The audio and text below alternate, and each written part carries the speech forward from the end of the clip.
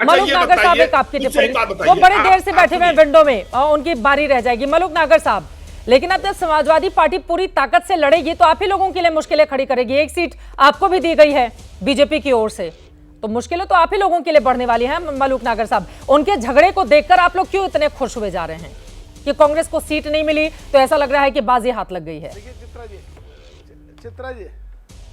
चित्रा जी, हम ना तो इनके झगड़े से खुश हो रहे हैं, ना हम इनके झगड़े से दुखी हो रहे हैं। हाँ, हेलो, हाँ, बोलिए बोलिए, आपकी आवाज आ रही है, बिल्कुल अच्छी आवाज आ रही है, बोलिए नागर साहब। हम खुश हो रहे हैं। हाँ। जी जी जी जी, हम तो सीधी सीधी बात कर रहे हैं।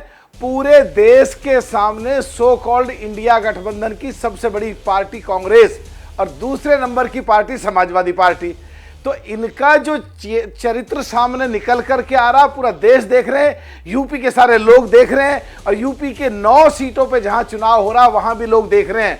अगर ये आपस में समझौता ही नहीं कर सकते तो चुनाव क्या लड़ेंगे?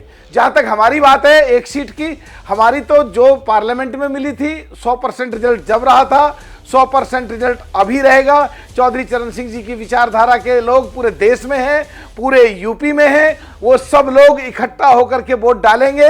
ये इकट्ठा भी लड़ते तो नहीं फर्क पड़ता, अलग अलग लड़ रहे हैं तो नहीं फर्क पड़ता, कांग्रेस सपोर्ट करती है तो नहीं फर्क पड़ता। लेकिन एक चीज क्लियर है चित्रा जी, मध्य प्रदेश का पूरा बदला अखिलेश जी ने, हटाओ अखिलेश को, हरियाणा का पूरा बदला अखिलेश जी ने, और महाराष्ट्र में जो 12 सीट मांग रहे हैं वो नहीं दे रहे, पूरा बदला ले लिया है। और सो कॉल्ड इंडिया गठबंधन की सबसे बड़ी पार्टी कांग्रेस को अखिलेश जी ने हैसियत बता दी है। उसी हिसाब से यूपी के लोग 9 की 9 सीटों पे कांग्रेस जो अभी ढकोसला कर रही है, ढोल पीट रही है, हम मिलकर लड़ रहे हैं, हम जीतेंगे, वो कांग्रेस की पूरे देश में और वायनाड के इलेक्शन पे भी इस चीज का फर्क पड़ेगा कि आपस में ये मिलके यूपी में जहां पे ये 6 सीटें समाजवादी पार्टी के कंधे पे चढ़ करके आए थे, सीधे वायनाड ही पहुंच गया। आ रहा हूं यूपी भाई, जहां ये पूरा देश देख रहा है। चित्रा जी बाहर हूं वापस, ये प्लीज आप समय दो। पूरा यूपी में समाजवादी पार्टी के कंधे पर रख के 6 सीटें जीते थे ये, और इन्होंने मध्य प्रदेश में धोखा दिया, समाजवादी पार्टी को हरियाणा में धोखा दिया।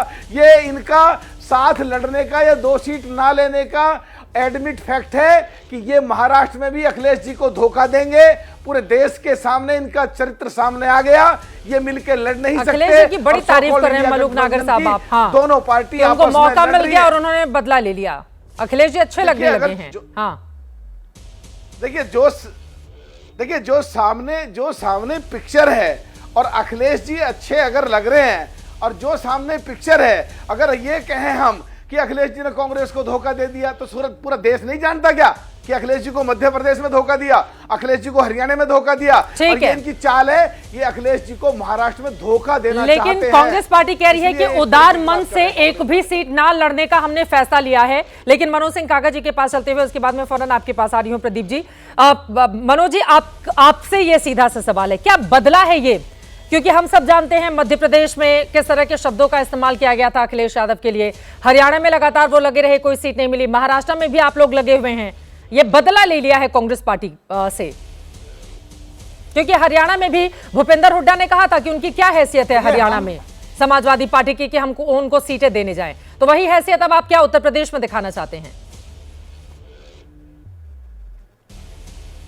मैं मलूक नागर जी से पूछूं कि जयंत चौधरी जिनकी विचारधारा की आप बात कर रहे थे, चौधरी चरण सिंह जी की विचारधारा की, क्या चौधरी चरण सिंह जी की विचारधारा यही थी कि जिन लोगों ने किसानों पे थार चलवाया, किसानों को लूट लिया हो, पूरे देश में 700 किसानों को रौंदा, उनके स्वयं के आपके सर्वश्रेष्ठ नेता को लाठियों से पिटवाया, उन्हीं के यहाँ आप चले गए, आप पर चवन्नी छाप और क्या क्या आरोप लगते रहे, तो आपकी क्या विचारधारा? आप चरण सिंह जाओ, महाराष्ट्र में सीट ले लो। मैं तो तुम्हारे बारे में अच्छी बात बोल रहा था, मैंने इंटरप्ट नहीं करा। हाँ, अपने बारे में इंटरप्ट नहीं करा, आप सुनिए कम से कम। आप बड़े भाई हैं, आप देश के सर्वोच्च सदन के सदस्य रह चुके हैं, आप बीजेपी की तरह नफरती चिंटू क्यों हो रहे हैं? आप सुन तो लीजिए, आप इस देश के सर्वोच्च सदन के सदस्य रहे हैं बड़े भाई। मैं ये कह रहा हूं कि जो चरण सिंह जी की विचारधारा थी, अब उस विचारधारा का अगर कोई अगुवाई कर रहा है तो वो समाजवादी पार्टी कर रही है, पीडीए की अवधारणा कर रही है, माननीय अखिलेश यादव जी कर रहे हैं। जिस भारतीय जनता पार्टी के गुंडों ने गन्ना समितियों से लेकर के सारे चुनावों के एजेंटों तक को हड़काया हो, लूटा हो, और जिन्होंने हमेशा किसानों के विरुद्ध में काम किया हो, जिनके विरुद्ध में 700 किसान इस देश का शहीद हो गया, आप उस विचारधारा से मिलकर के और पूज्य चरण सिंह जी का नाम ले रहे हैं। आप मत लीजिए नाम, अब चरण सिंह जी के अनुयायी नहीं है आप भारतीय जनता पार्टी सावरकर के और गोलवलकर के नफरत भरी विचारधारा के अब अनुयायी हैं। आप मत लीजिए नाम। रहा सवाल, आपने एक सवाल पूछा चित्रा जी कि क्या खा लिया भारतीय जनता पार्टी ने, क्या खा लिया भारतीय जनता पार्टी ने इस देश। उत्तर प्रदेश में भारतीय जनता पार्टी ने 69,000 शिक्षक में 22,000 दलितों पिछड़ों का हक खा लिया। मुख्यमंत्री सारे विश्वविद्यालयों में अपने स्वजातियों की पोस्टिंग करते हैं। हाथरस में 2 बजे रात में बेटी को जलवा दिया। अभी हमारे बनारस में एक बेटी को भारतीय जनता पार्टी के दरिंदों ने नोचा।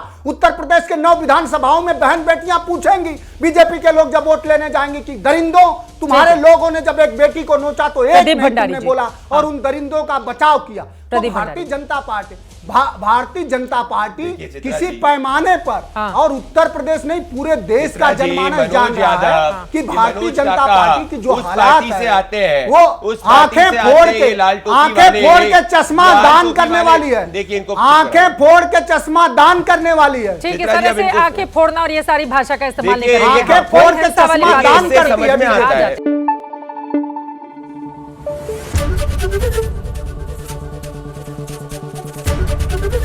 एबीपी न्यूज आपको रखे आगे।